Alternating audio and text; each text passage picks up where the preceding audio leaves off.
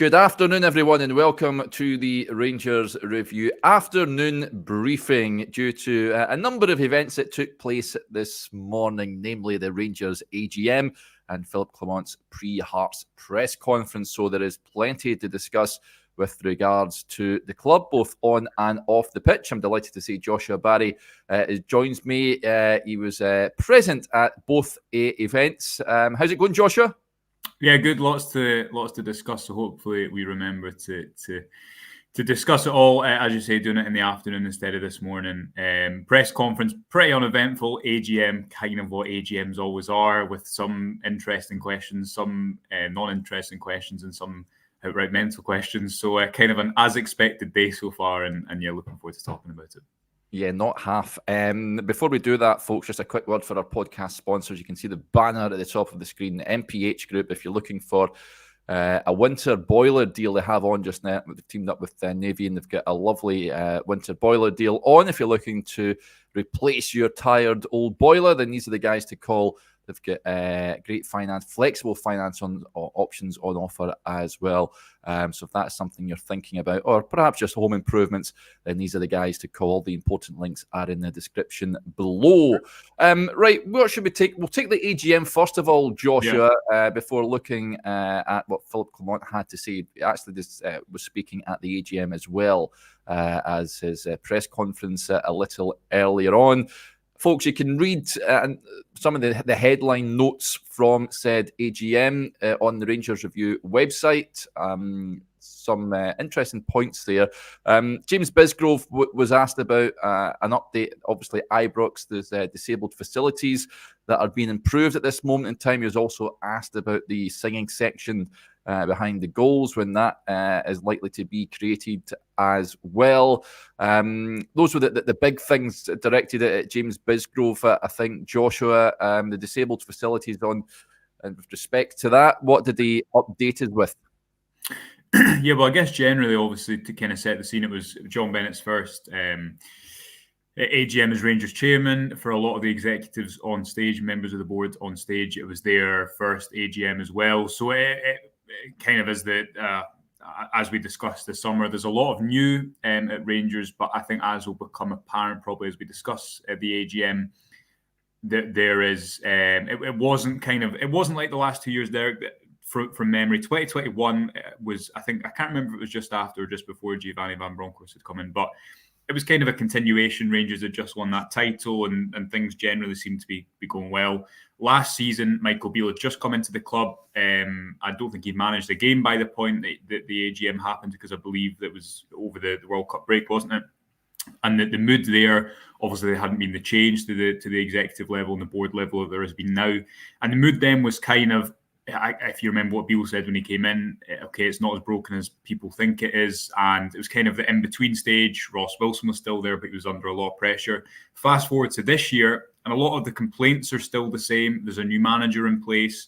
There was a lot of reflections on what happened this summer and why, which feeds into the overall moods. And although there is a lot of new, and although this current board, current group of executives did not appoint Michael Beale, they obviously oversaw the summer, Derek, which I think the majority of people now would look upon with pretty critical eyes. So I guess that's the backdrop, and it's the first time that John Bennett was speaking as Rangers chairman. With that in mind, there wasn't really, last year, the presentation really focused on the disabled facilities. As you say, there's an update on that, which we'll come to. This season, it was more about a question and answer, and interviewing Philippe Clement and Joe Potter.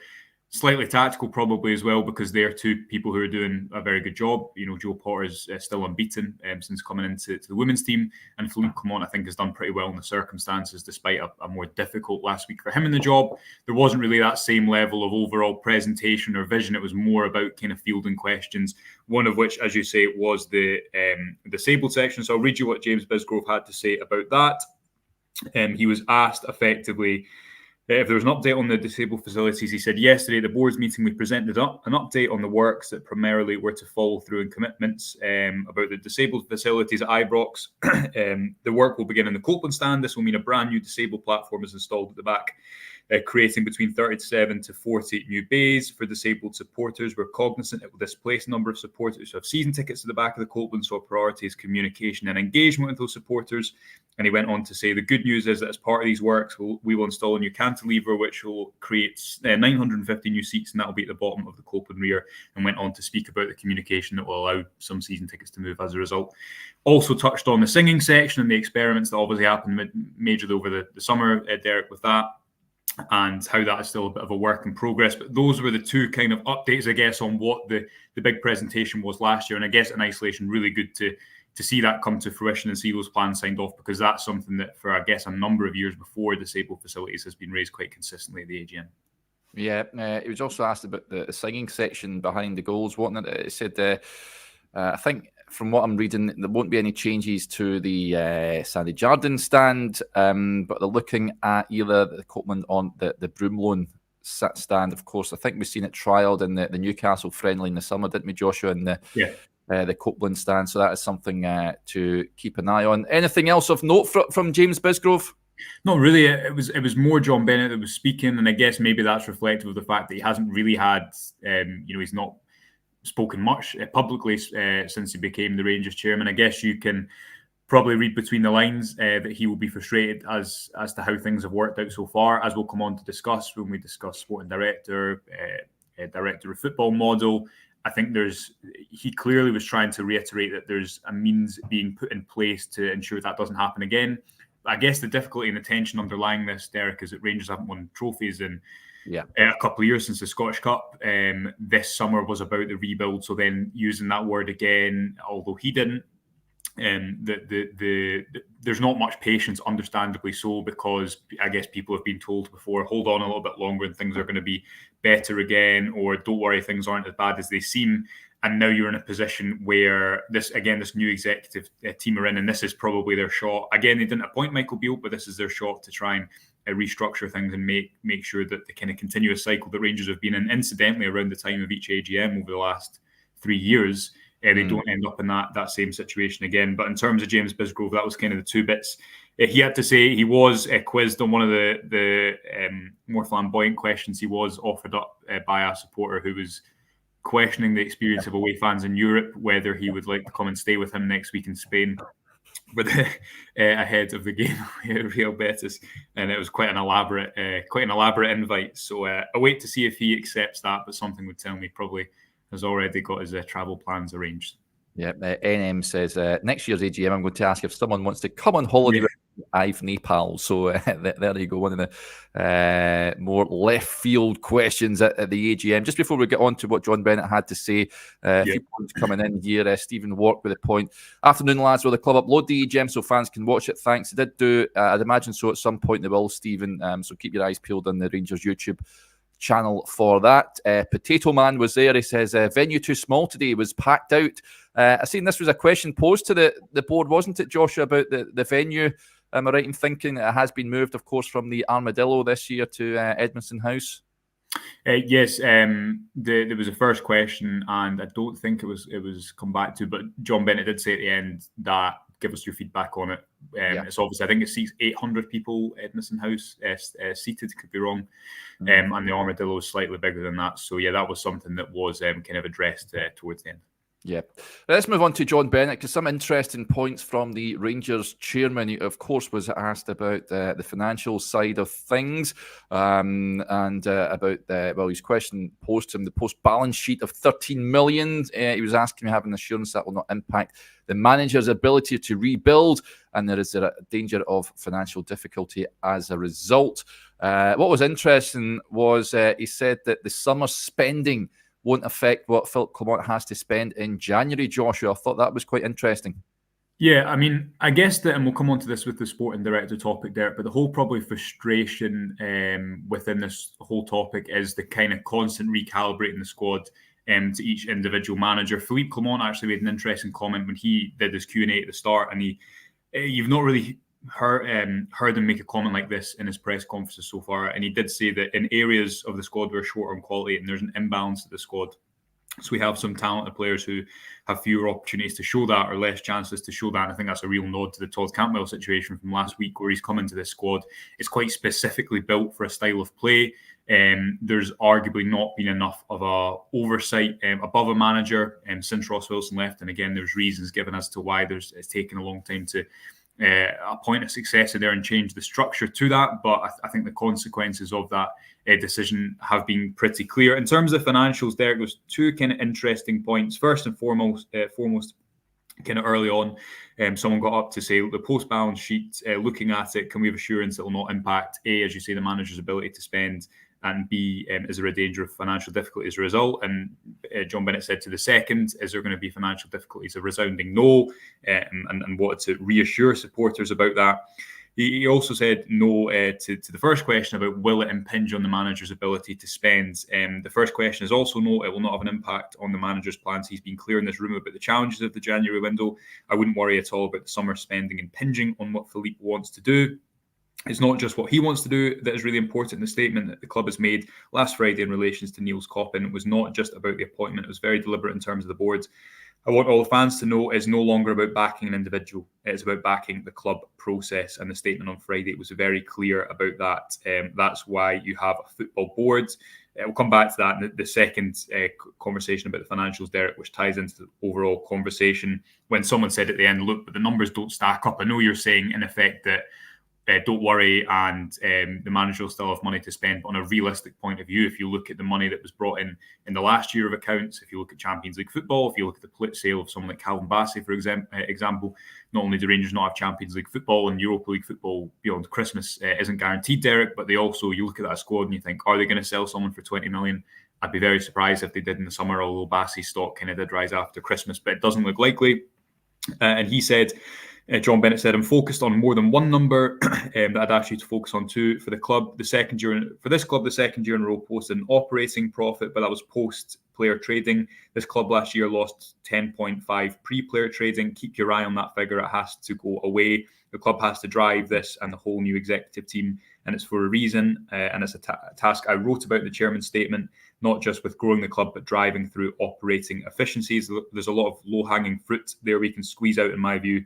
That's a cultural change. It's underway and it's driven by the executive team. That 10.5 has to become at worst 0. And then obviously in theory, therefore, the player trading becomes something that is on top of that. So that was an interesting additive. But I guess tying into the overall question about sporting director, about squad building, about player recruitment, it's intriguing that John Bennett says there's no more backing of an individual. And I wonder how you'd reflect on the summer, Derek, because again, a lot of people would say one of the issues that Rangers have had is when they did have a rebuild, they allowed it too much to be driven through one individual, and not all blame can be targeted at one individual. But I think it's quite clear that Michael Beale obviously had a really heavy hand over the summer recruitment.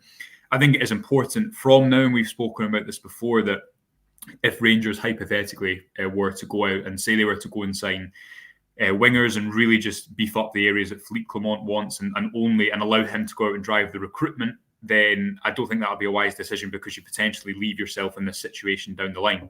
You need a middle ground. You need absolutely a model whereby managers are happy with the players they're working with, but it needs to be a club-wide decision and not recruiting for one kind of specific style of football, or not allowing one manager to drive that recruitment. And also, if you listen to what Philippe Clement said when Niels Koppen came in, he said he's an expert in that area.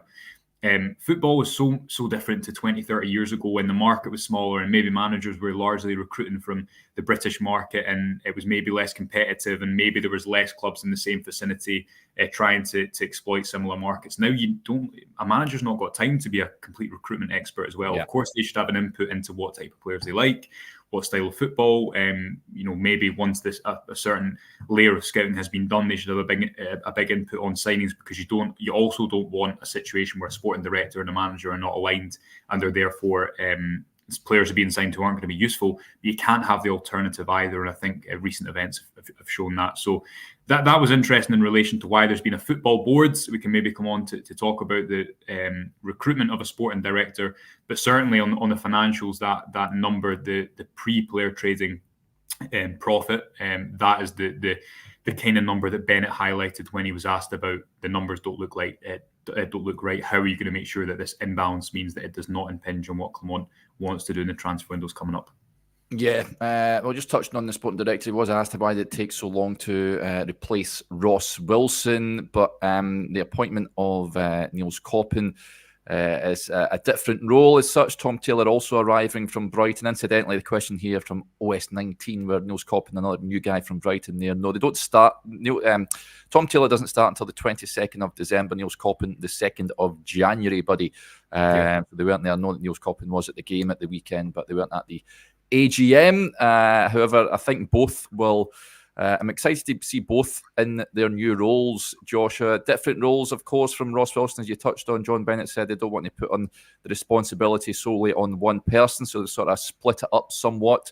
I know that Philip Clement name-checked Tom Taylor with regards to the injury situation at the club, but that question posed at them, why did it take 7 months to replace Ross Wilson? Quite a substantial answer from John Bennett. I'll try and paraphrase it. I think firstly, background to this, Derek.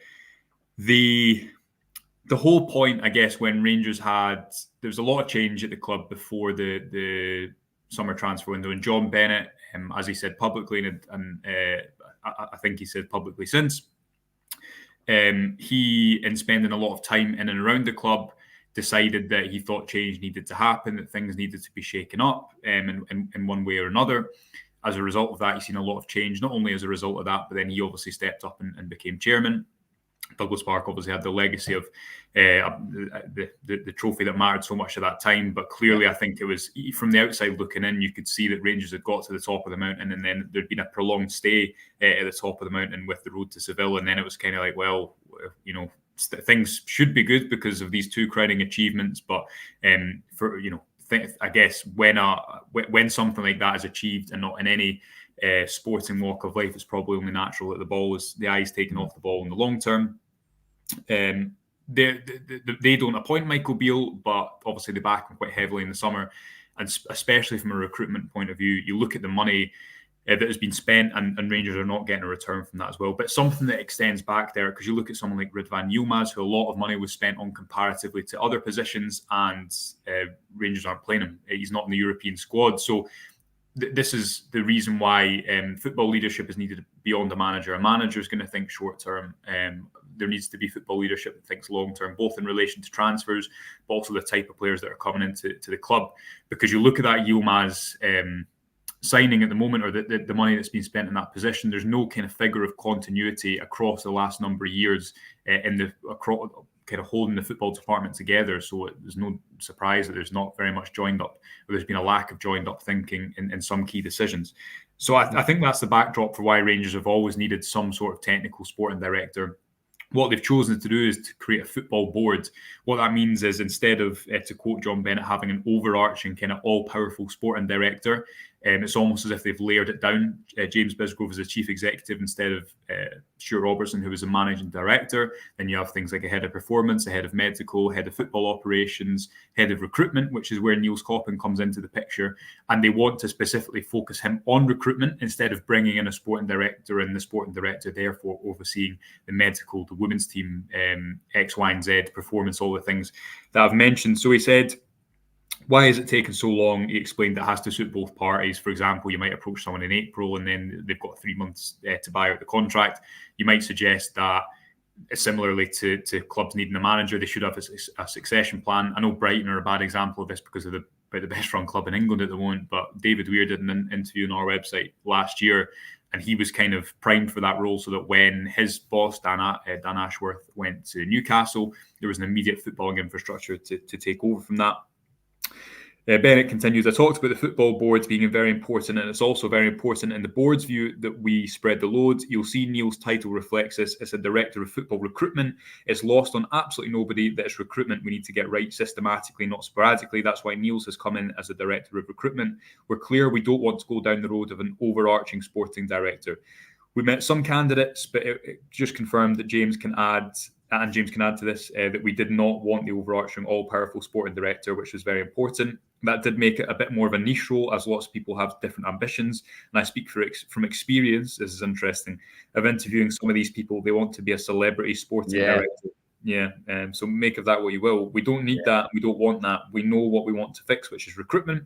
That's why Niels is here. Maybe it's a bit more specific and it took a little bit more time. Even if you hired somebody in April, did they have a 3-month get-out clause, for example? A whole lot has to align. What was much more important for us as a board was getting the right individual for that very specific role, recruitment. Now, that might well be proven right in time, Derek. You'll hope that Niels Coppin, again, is that expert who the club have probably lacked in that recruitment area and can oversee things with a modern lens. But obviously, again, you can't write off what has gone before the summer. And although the message can come from the front, don't worry, it won't impinge on what the new manager wants to do and what we want to do going forward. I don't think anyone would deny that it probably doesn't help if you spend money that you're not going to get the return from. So it was interesting to have a little bit more clarity on why exactly the title of that role is different. But again, I think damage has been done because of a lack of that in the summer, and it's now about looking forward and hoping that Clement, in tandem with Coppin and in tandem with this new football board, can provide more continuity between different managers. That certainly has not been the case over the last 2 to 3 years. Yeah, interesting stuff. Let's get to a few comments before we get on to what Philip Clement had to say and also take in his pre-Hearts press conference. Matt Weir with a point. Hi, guys. Is there any update from Karim Varani on the commercial vision strategy Karim took over from Bisgrove, but very little updates? He was there, Joshua. Did we hear from him?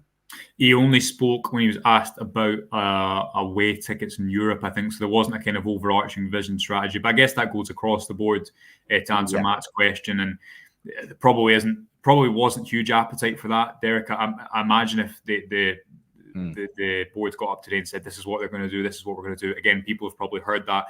Although it's a different board, it's different executives. These people have been here as well. It's not like they're unfamiliar faces. And I think that's why that was reflected in the fact that it was a manager's Q&A with Joe Potter and Philippe Clement, which had some interesting details as well. And then more of the time was spent, I think 50 minutes was spent on the question and answer session. Yeah. Sam Holmes says, hi guys, AGM wasn't the best in my opinion. A lot of talking around the questions instead of answering them from the board. So he wasn't best pleased. Sam, there was a strange question about net zero, but NM, a bit of comedy this afternoon, says, we have net zero already, net zero decent strikers. So there we go. Let's brighten up. That was perplexing question that I heard earlier on today. James Quinn, a big fan of your analysis, Joshua. So thank you very much, James. And just before we get on to what he said, his point here, does PC get to change the Euro squad after the group stage? Yes, he can, James. What I thought interesting from Clement at the AGM, Joshua, was his response to the question on the injury situation. And he promised that he will get to the bottom of it and it will improve. We'll see a lot fewer injuries. He says it's important to look at the causes and you need to factor in several things. But the arrival of Tom Taylor from Brighton, he says, will have a big impact on reducing long-term injuries, which is something I'm sure we can all get behind. We've been, I think, if you look back on shows that we've recorded ever since we started, I think, Joshua, we've discussed the injury situation at Ibrox and need to get to the bottom of it. Yeah, I think I'll read what Clement said first and we can get into the general topic of it. He said, it's case by case. It's important to look at the causes, which can be several things, a human body, not enough training, a lot of other things. That's why it was really important to get a director of performance into the building. We have a lot of good staff working with the players, etc., etc. Tom Taylor comes from Brighton, who have a great reputation in the last couple of years working with players who have had issues before. I had this experience in other clubs where my players were more fit than beforehand, before he came to the club. We're going to work together to make these things work in a better way here at Rangers. I can make a promise, give us a few months and you'll see a lot fewer injuries. So that's a bit of an assurance. Yeah. I think, Derek, I especially when Clement came in, I was kind of intrigued to find out a little bit more about this because it's not something that I don't know about you, but it's not something I feel I have a lot of expertise in. And I think one of the real things I took away from listening to a couple of podcasts, especially with people who've worked as heads of performances, is a couple of things. One is that when you change a manager, when you change a training structure, that players' bodies respond to that in different ways. That's not maybe something you appreciate from out with the football. From out with the football club, but different styles of football require different styles of endurance, different styles of training suit different styles of players, and it takes some time to adapt to high-level athletes to adapt to that. You factor in players like someone like Kemar Roofe or Ryan Jack, who have complexity in their injury situations and clearly have for a number of years. And again, if you have different managers managing players in different ways, for example, Giovanni Van Bronckhorst was not someone who really rotated a lot, which I think probably may well have played into the fact that Morelos got that injury, we remember, up at Dundee before I think he went away in international break, which aggravated it at the time. So I think that level of change probably hasn't helped it, both from on the pitch and off the pitch. That's something also Michael Beale said when he came into the squad just over a year ago, Derek, because he also inherited an injury crisis. So continuity is probably something that will help that. There's arguably too many players in that Rangers squad who don't have a great history with injuries. And John Bennett said this recently, I can't remember where it was, but he was commenting on the amount of money that has effectively been sitting in the stands because it's not been playing. He also said that when he was talking about recycling wages next summer. If you look at the likes of Borna Barisic, John Lundstrom, Ryan Jack, Kemar Roofe, all players who are out of contract next summer, and you'd imagine that as things stand, only John Lundstrom is perhaps likely of getting an extension, but certainly not guaranteed at this stage. You would say you'd have to say over £100,000 in wages. So it's not only about a transfer kitty. John Bennett said it's about wages as well. But there's no question a lot of clubs have injury issues at the moment because players just play too much football. Certainly the lack of continuity in that overall area, the number of changes in the management.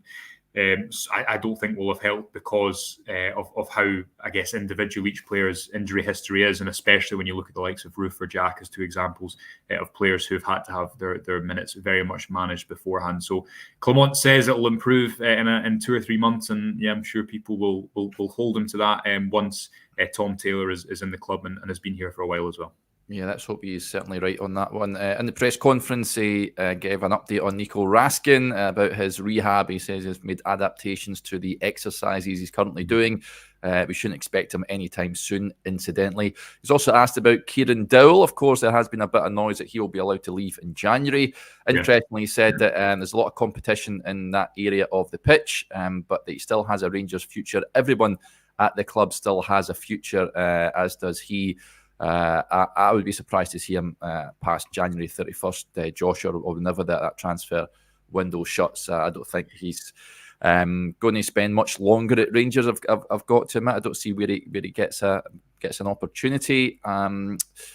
Other than that, he gave an update as well on Todd Cantwell, which I thought was interesting in playing in that number 10 position. He says he's had a good chat with Todd over the last few days and don't rule out him playing on the right-hand side more often. It's just dependent on players being available, players being out with injury, a la Scott Wright and others. Of course, Ross McCausland came in at the weekend and did very well, but we shouldn't rule out seeing Todd on that right-hand side in games from here on in.